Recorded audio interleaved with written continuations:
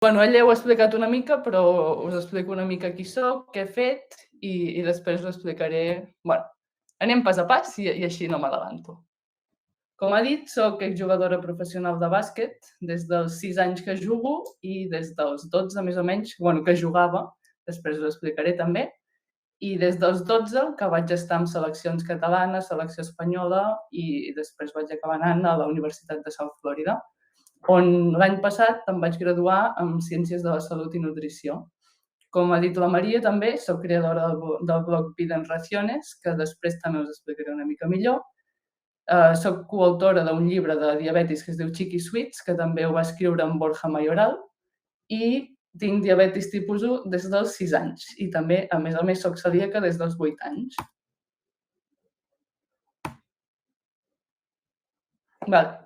Us ho explico. Jo vaig començar a jugar a bàsquet al Banyoles, de molt petita, als 6 anys, potser, no, una mica abans de debutar de diabetis, als 4, 5, tan aviat com hi va haver equip, jo em vaig apuntar.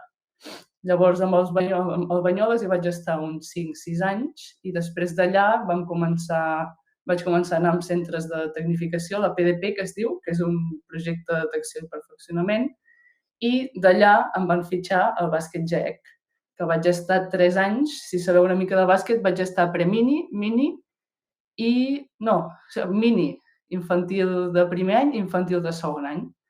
I amb el GEC vam quedar campiones de Catalunya mini i subcampiona de Catalunya infantil i després també vam anar a algun campionat d'Espanya. Durant els anys que vaig estar al GEC vaig començar també a anar amb la selecció catalana i tot això i vaig jugar al campionat d'Espanya mini, que vam quedar subcampiones. Després del GEC, als 14 anys, vaig anar al Segle XXI, que és un centre del rendiment que es fa a la Blume, que seria com l'equivalent del CAR de Sant Cugat, i vaig estar allà 4 anys, des dels 14 als 18, que com us podeu imaginar, jo soc de Banyoles, llavors al Segle XXI estava a Esplugues de Llobregat, i en aquell moment ja tenia diabetis. Els que sou pares de fills amb diabetis podreu entendre que no va ser fàcil, vaig haver de fer exposició als meus pares per convèncer que em deixessin anar cap allà. Però, bueno, al final ho van entendre, em van deixar i va ser el millor que van poder fer a la meva vida.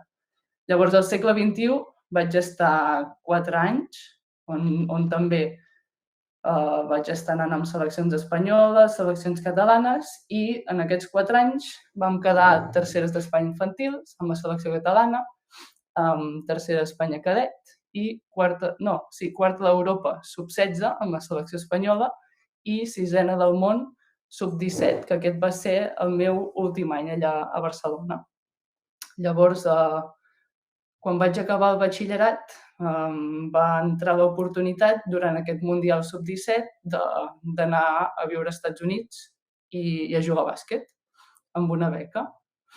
I la veritat que la meva idea era quedar-me aquí, però després del Mundial vaig tenir tantes opcions que vaig dir no ho puc passar per alt. I vaig començar a parlar amb universitats i vaig acabar anant a la University of South Florida. I allà vaig tenir mala sort amb les lesions, no va tenir res a veure amb la diabetis, com hi va haver molta gent que va parlar que podia haver sigut causa de la diabetis. Vaig tenir mala sort amb lesions de turmell, de genoll, se'm van acumulant tot. No vaig arribar a jugar, vaig tenir sort que em van deixar acabar la carrera i res, això va ser aquest any passat que la vaig acabar i que he hagut de deixar de jugar a bàsquet pel genoll va ser fa any i mig, més o menys. El meu tractament, com us he explicat, vaig debutar als 6 anys i en aquell moment portava Humalog i Lantus. Però en aquella època l'Humalog no era això, en aquella època era això. I era divertit.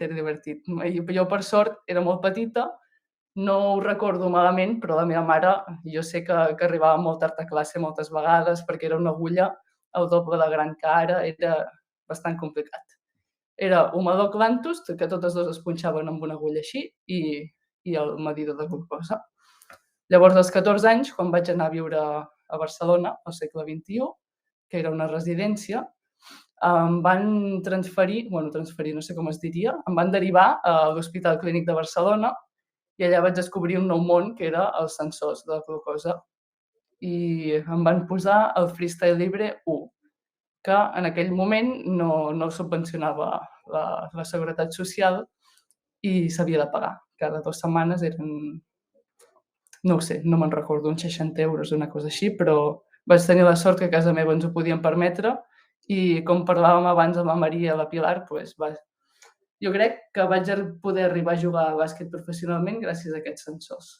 I en aquell moment, quan vaig començar amb els sensors, portava l'Humaloc i la Lantus, que ja eren aquests bolis, i llavors, al cap d'uns 2 anys, em vaig posar la bomba Medtronic, que és aquesta d'aquí, i vaig decidir-ho fer perquè les nits era el més complicat. Era, al final, quan et poses insulina lenta, a les nits no tens gaires variables, no pots corregir gaires coses. En canvi, si tens la bomba d'insulina, pots canviar una mica la basal i realment em va millorar moltíssim. Llavors, als 18 anys, que va ser quan vaig marxar als Estats Units, a la universitat, doncs vaig descobrir un altre món, que era el sensor Dexcom. I també aquest sensor, que és aquest d'aquí, aviam, aquest d'aquí, me'l van combinar amb la bomba Tandem, que com veieu, quan les dues coses s'ajuntaven, la bomba Tandem et marcava, o sigui, et detectava quan estaves a sucre i et feia, no sé com se'n diu ara, perquè fa un temps que no la porto, però bàsicament veia quan t'estava baixant el sucre i t'aturava la insulina i realment cada cosa que he anat canviant ha sigut a millor. I llavors, als 22 anys, quan vaig tornar aquí, em vaig haver de tornar a posar la bomba Medtronic perquè al meu hospital no treballava en tàndem.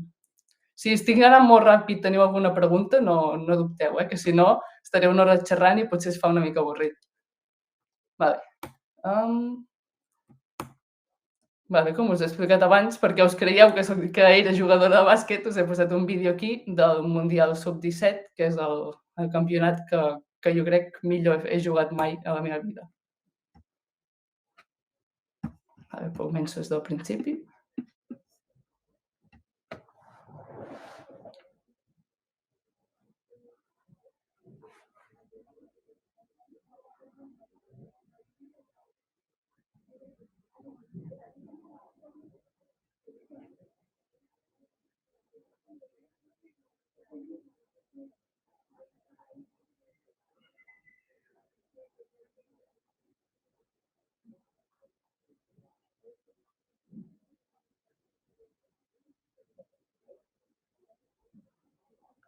Soc el número 9, amb la selecció espanyola va ser això.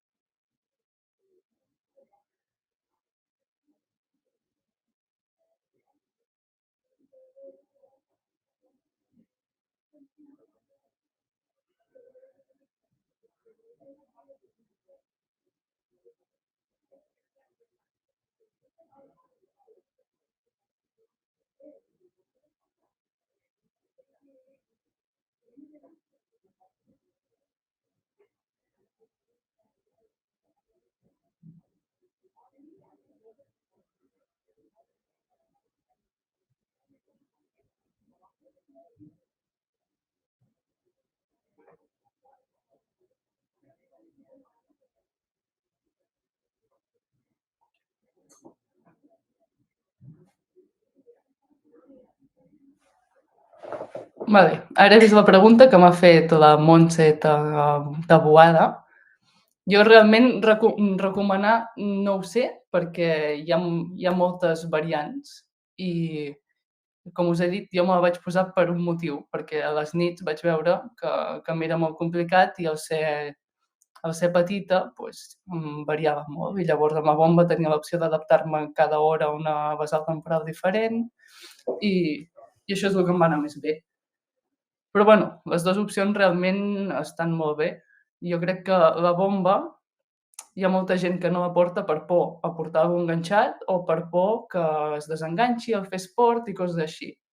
I jo realment això no ha sigut mai el problema. De fet, jo quan jugava me la posava i me la treia i durant el partit no la portava mai. L'únic que portava era el braçalet per cobrir el sensor i ja està. I i això, a mi la bomba el que m'ha anat més bé és per les nits i per post-partit que em posar també em podia reduir la basal, diguem-ne, i així podia evitar tenir baixades de sucre. Vale. Segueixo. Us explico també la meva rutina que tenia normalment en un dia de partit, que ara és el que us he explicat ara una mica, però us ho resumeixo. Jo normalment abans del partit intentava menjar coses que fossin suaus, sobretot que no tinguessin ni molt de sucre ni molts d'hidrats. Si era al matí, per exemple, em feia una torrada i ho barrejava amb el que fos pavo o formatge, alguna cosa que tingués una mica de proteïna perquè el pico de la glucosa no fos tan gran. I quan vaig ser una mica més gran, que ja els partits eren sempre cap a les 6, que era el meu horari ideal, ja era diferent. Intentava menjar sempre el mateix per dinar, que era un plat de pasta i una mica de pollastre, i llavors sabia que arribaria bastant bé el partit.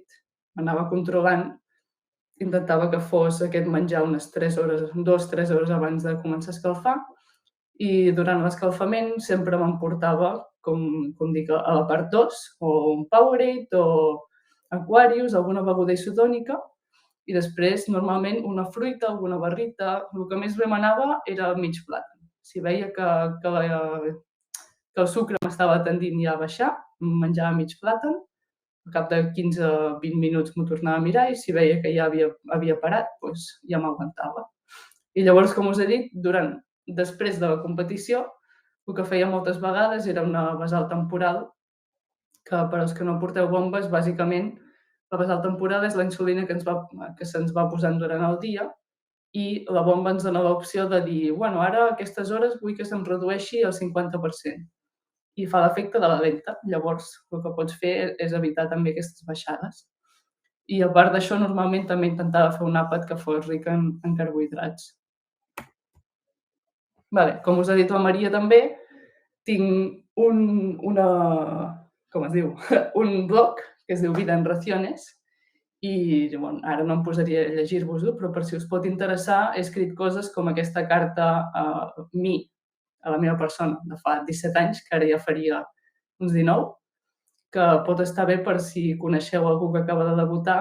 Jo bàsicament la vaig fer per això, la vaig fer per mi i la vaig fer per compartir, perquè era el que a mi m'hauria agradat escoltar quan vaig debutar. I l'altre exemple, que és aquest, és una carta que va escriure la meva mare per a 3 mares de nens amb diabetis, que també són els dos que a mi més m'agraden. Vale. I això, com us he dit, la web és aquesta, per si voleu donar un cop d'ull. El meu Instagram on parlo de diabetis és aquest i el meu personal aquest, per si em volguéssiu parlar, escriure. I després, com us ha dit també la Maria, tenim un consultori juntament amb l'Associació de Diabetis sobre diabetis i esport, que fem el que estem fent ara, però individualitzat, que podríem estar una hora xerrant, però fent preguntes, de veritat. I fins aquí crec, sí, fins aquí tot. Si voleu treure-us el silenci i fer les preguntes directament, si les voleu fer per escrit, com vosaltres preferiu. I ara ja em poso la meva cara, així em veieu una mica.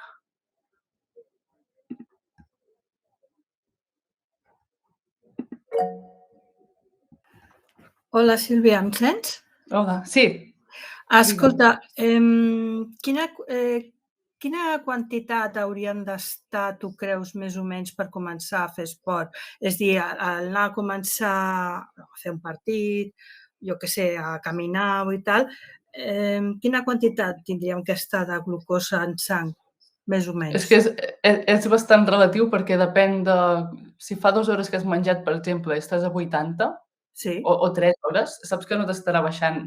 Normalment tindràs tanta insulina activa com perquè t'estigui baixant de cop. Llavors, si estàs a 80 i fa un rato, jo normalment em menjava alguna cosa, m'esperava 5 minuts i si veia que ja no em seguia baixant, Llavors ja podies seguir. Però, en canvi, si acabes de menjar, doncs l'ideal seria, jo diria, entre 120 i 180, una cosa així. Vale.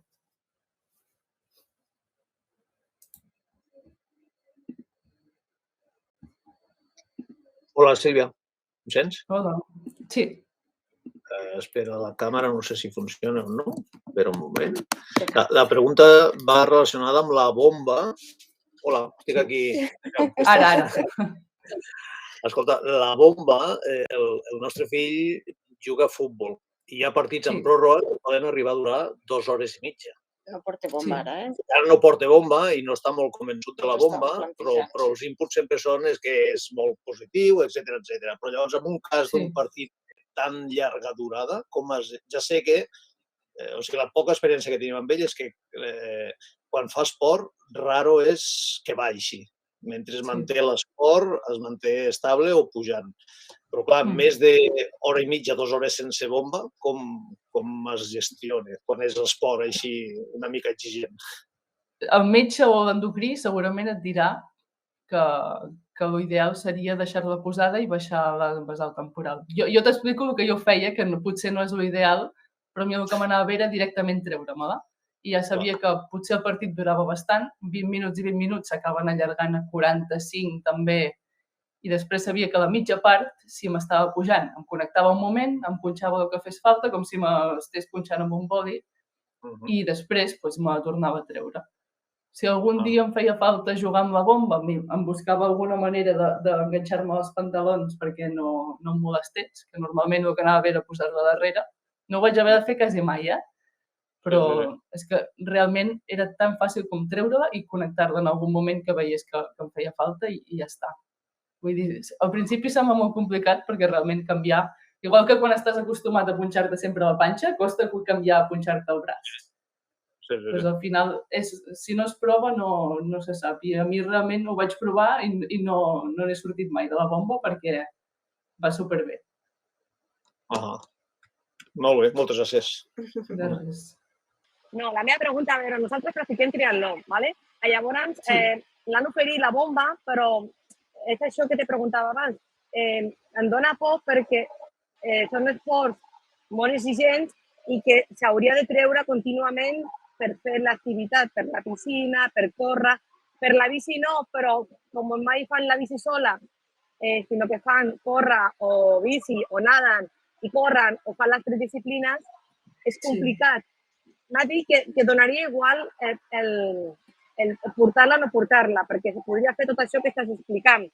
Però no em dóna por que alguna vegada falli la bomba, que en aquell moment deixi de funcionar i la tens desconnectada i que ja no saps. No ho sé, és que nosaltres fa molt poc que hem debutat, van debutar fa al novembre, i totes aquestes coses són dubtes que em donen por. Per exemple, una altra pregunta que ja m'has contestat, que és la que ha preguntat una altra mare, que és el rang en què han d'estar quan fan esport. Per exemple, nosaltres, que és un esport molt exigent perquè és molt aeròbic, intentem sempre estar per sobre de 150.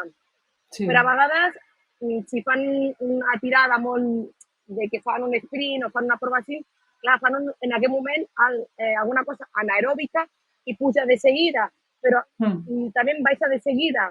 Nosaltres, de moment, estem en lluna de mel i el que fem és sempre vindre sense insulina activa. Només funcionem amb la insulina basal que punxa al matí i a la tarda i reduint al matí si l'esport és de matí i a la nit si l'esport ho fa a la tarda. I ella nota molt la diferència del dia que fa esport del dia que no fa esport. És al·lucinant, però és una passada. D'estar molt baixeta a 80, el dia que no fa esport, de repent, es puja a 250. Tota aquesta variabilitat... Això amb la bomba es nota molt. És el que jo, de fet, me la vaig posar per això també, per tenir l'opció. La bomba, de fet, té una opció de tenir la basal de quan entrenes, o sigui, pots tenir 2 basals d'un dia. I pots dir, mira, aquest dia sé que entrenarem, puc baixar la basal ja en general. I pots posar-te aquesta opció. I llavors el que em comentes de fer els canvis de bici, córrer i tot això, jo, quan vaig deixar el bàsquet, vaig començar a fer bici. I també a vegades se me'n va una mica, me'n vaig 3 hores i normalment me la desconnecto. Tot i que, clar, acostumada al bàsquet, tot i que sí que la bici és molt aeròbic, és diferent. Jo també he notat que és diferent perquè amb la bici també aguanta bastant però t'acaba baixant de cop. Llavors, l'únic que és més important, jo crec, tenir suplements o gels, barrites, pastilles, alguna cosa, que no pas portar la bomba. Jo crec que el que dius que potser es desconnecta alguna cosa, si el que us fa por és això, a mi no ha passat mai durant un partit ni res. M'ha passat més dormint que se m'estira i la bomba t'acaba avisant. Que se m'estirés i se'm traies alguna cosa, potser m'ha passat 2 vegades en tots aquests anys, que no pas fent esport. Però, clar, si la por és aquesta, portes la bomba i portes un bol d'insulina i ho poses tota la butxaqueta de darrere, que és el que faig jo per anar amb bici, i ja està. Que de fet, amb els... Digue'm. Perquè portes la bomba i a vegades et punxes a més de la bomba que portes. No, o sigui, et podries punxar si tinguessis por que en aquell moment la bomba et pugui fallar, o si no volguessis portar la bomba, pots portar un boli, realment. Si dius, la bomba em molesta per portar aquí darrere, porta un boli i al final és el mateix. L'únic que, clar, la bomba de sort és que tu pots tenir connectat, pots anar corrent i dir pum, pum, pum, i ja està. En canvi, el boli has de parar. Però a mi el que em dona molta por és la variabilitat que té la glucosa quan portes insulina activa. És a dir, canvia més ràpid, més sovint, més... I a la bomba, teòricament no s'hauria de parar 90 minuts abans de començar a fer l'exercici. No sé, això és la teoria, que ja ho sé que soc molt nova i no... No, sí, jo ho feia, però perquè, clar, amb el bàsquet sempre escalfes 1 hora abans del partit, llavors ja en aquell moment, en comptes de baixar-me la basal, m'ho desconnectava. I ja sabia que si tenia una mica d'insulina activa tampoc em faria mal, realment. Vale. I com suplementes? Cada mitja hora? On t'avisa el sensor? Com ho feies? Ho fèiem, és que cada partit ho feia diferent, depenent de... Com que portava el sensor ja em deia la tendència cap on anava. Moltes vegades anava bevent una mica d'alguna beguda isotònica, però tenia les 2 opcions, una amb sucre i una sense. Una per hidratar-me, l'altra per pujar el sucre i hidratar-me. Vale. Perquè sempre... Molt bé. Gràcies. No, de res.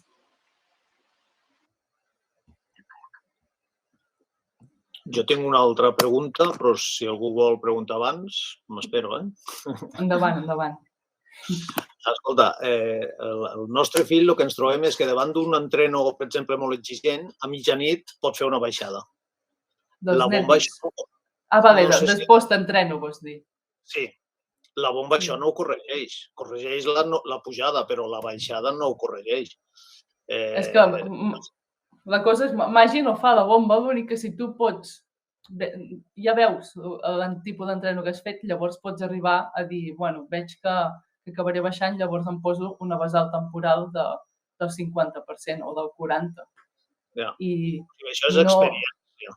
El cos no s'arriba mai a acostumar amb un entreno exigent, partit exigent, i es converteix en... Ojalà. No, jo tenia la sort que sempre, durant 4 anys que vaig estar a Barcelona, vaig tenir sempre, entrenàvem 4 hores, 2 al matí i 2 a la tarda, sempre al mateix horari. I allò, per un diabètic, és la glòria. Perquè sempre feia el mateix, llavors no hi havia gaire variabilitat. Però adaptar-se al cos, un dia de cop has fet el mateix que l'altre dia i passarà que estaràs a 400 i havent fet el mateix que el dia anterior que has estat perfecte. Hi ha tantes coses, nervis, que si has sigut més aeròbic del que et pensaves, al final potser has fet un entreno de força i no te n'adones i estàs tan cansat com un aeròbic, però després no et fa el mateix efecte. Llavors, al final és tot anar provant i equivocar-se. I la bomba t'avisa en cas d'una hipo, així, a mitjanit, o no? El sensor m'avisa. En el seu moment, quan portava la bomba tàndem, que és la primera que us he ensenyat, sí, aquella em pitava la bomba i, a més, la bomba es parava sola quan veia que m'estava tendint a baixar. I la bomba que jo porto ara també es pot portar. La bomba Medtronic té un sensor Medtronic que també faria el mateix. Jo no el porto perquè em vaig enamorar del Dexcom i com que sempre ho puc tenir aquí i és una meravella, doncs per això em vaig quedar amb aquest. Però realment, si el que interessa és no haver d'estar tot el dia així, a veure si vaig bé, si no, el sensor de la bomba seria perfecte. Estupendo. Merci. De res. Vale. M'ha sortit aquí Roser, crec que era. Hola, Silvia. Ricardo. Hola. Yo soy Ricardo, soy médico, soy pediatra y estoy acostumbrado a diagnosticar, ¿no? En infantil todo este tipo de patologías. Y justamente hace 2 meses el diagnóstico fue para mí. Y soy hace un par de meses diabético tipo 1 también, y también llevo el DESCOM y también lo llevo en el Una reloj. maravilla. Y todo lo que estás explicando me es común. Sí. Y durante estos 2 meses, he tenido miedo a empezar el deporte por la temida hipoglicemia, ¿no? Y mi pregunta es, yo hago sobre todo CrossFit, pero hago sobre todo deporte anaeróbico. Mi pregunta es, ¿qué consejo me darías? Porque quiero empezar esta semana y estoy un poco dudoso de si empezar o no.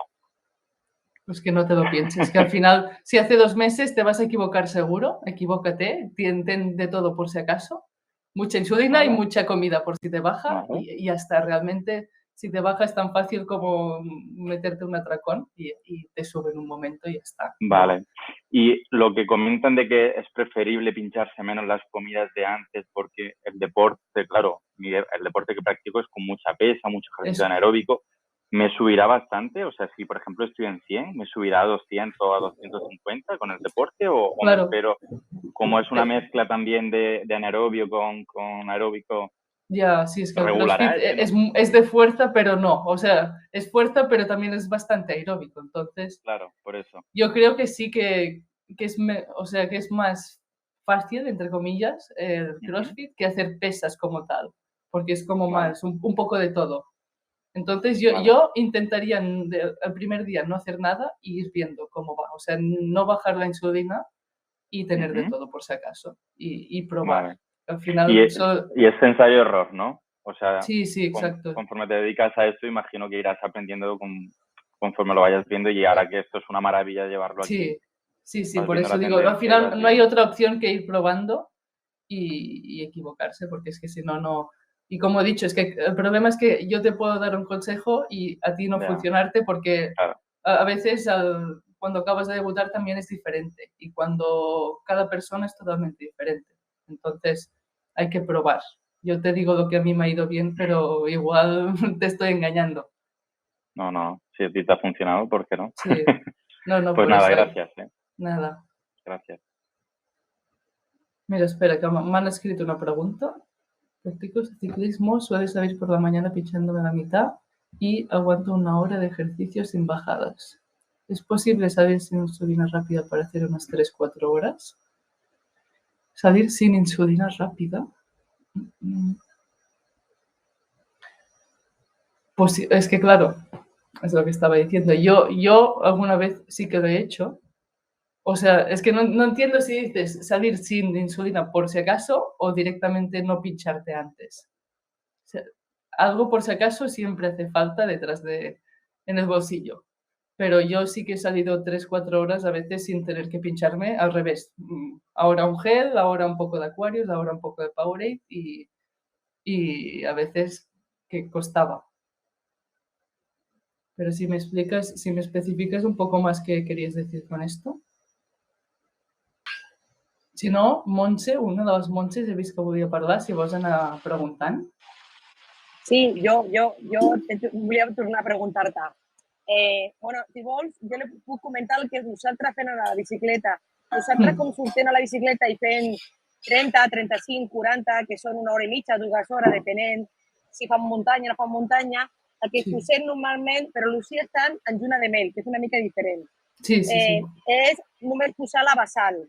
Intentem menjar hidrats, normalment mengem una ració i mitja, el que això que comentaves tu, del pa i una altra proteica per una mica fer amortiguació i que aquesta sigui perquè després no fer una hipo molt sobtada i sortim sense insulina activa, ràpida.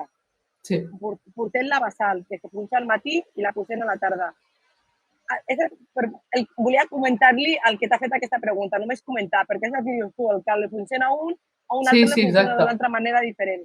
El que jo et volia preguntar, que és una cosa que em dona molta por, i era dels anys que tu portes d'experiència, a mi em dona molta por perquè soc també infermera i treballa vascular i, bueno, he vist molts diabetis llarg de la meva vida, les complicacions que fan, és totes aquestes pujades que fan a vegades a 300. A mi això em dona un mal de cor impressionant.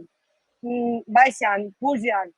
Això, a la bomba dius que normalment es corregeix, però això t'ha passat molt durant aquests anys teus que has jugat a bàsquet? La veritat, em passa més el no fer esport que no pas...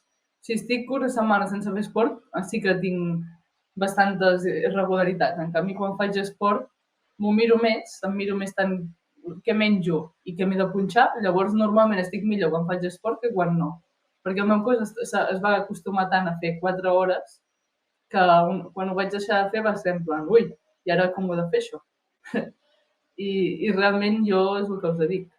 Per fer esport, por, no, i menys ni per pujar ni per baixar, perquè al final, si tens un backup, ara no em surt, un plan B, tant per si estàs alt com per si estàs baix, al final has de preveure més estar alt, perquè sabem que tarda més a fer efecte la insulina que a fer efecte un suc, per exemple, però només és això, estar atent, i ara amb els sensors és així de fàcil anar mirant, i si veig que està tendint cap amunt, punxar-me una mica, i si no, al revés.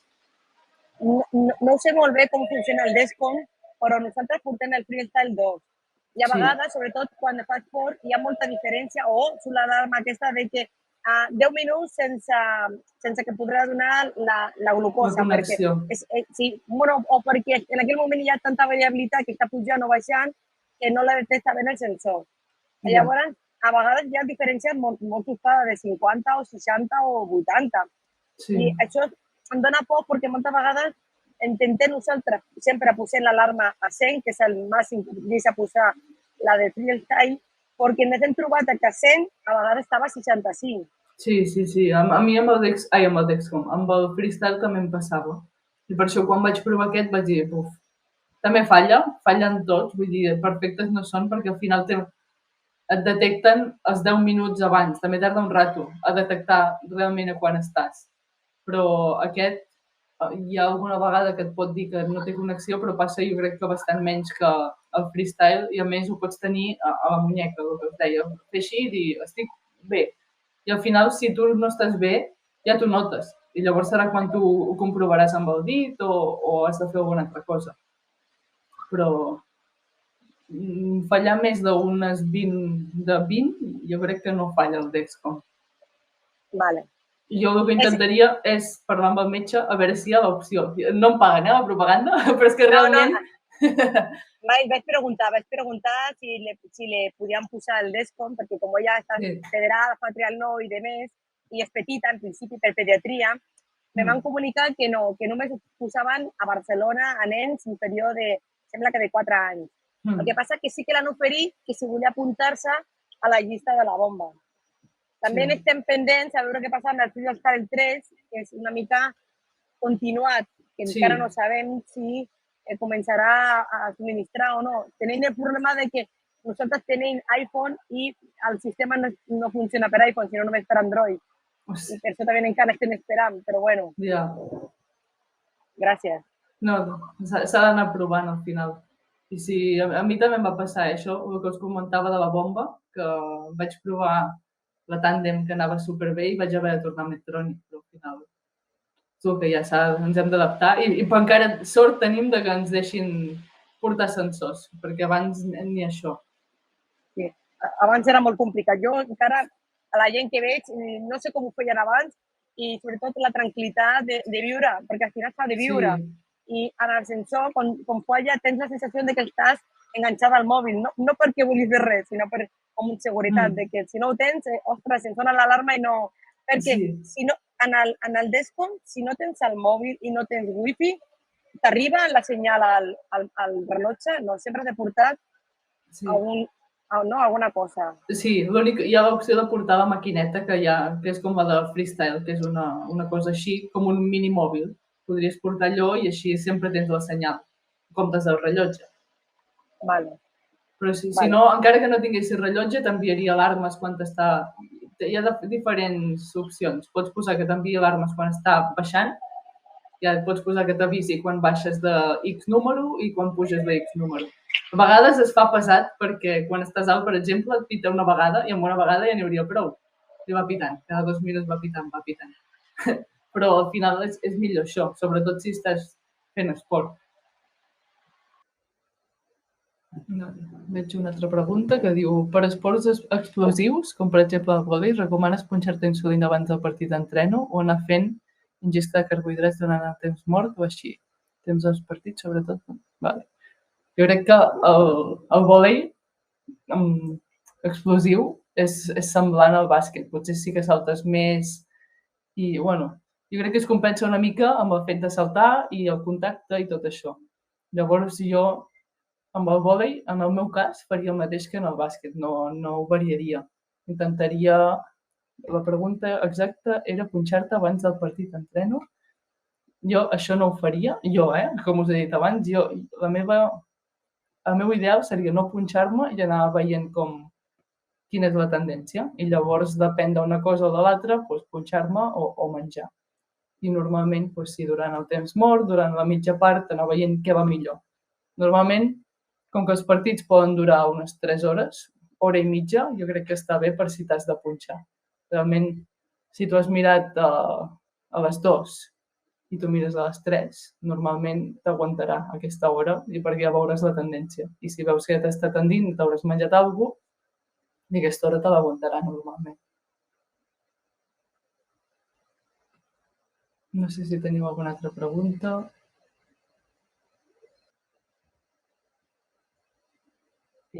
Bueno, por parte de ADC, agradecerles a todos y a Silvia por esta genial presentación y muchas gracias a todos. ¿Tú quieres decir algo más, Silvia? No, nada, gracias a vosotros por dejarme dar esta charla. No, por favor. Y bueno, los esperamos en nuestra página. Hay muchas actividades, sobre todo esta semana. Tenemos mañana, pasado y el sábado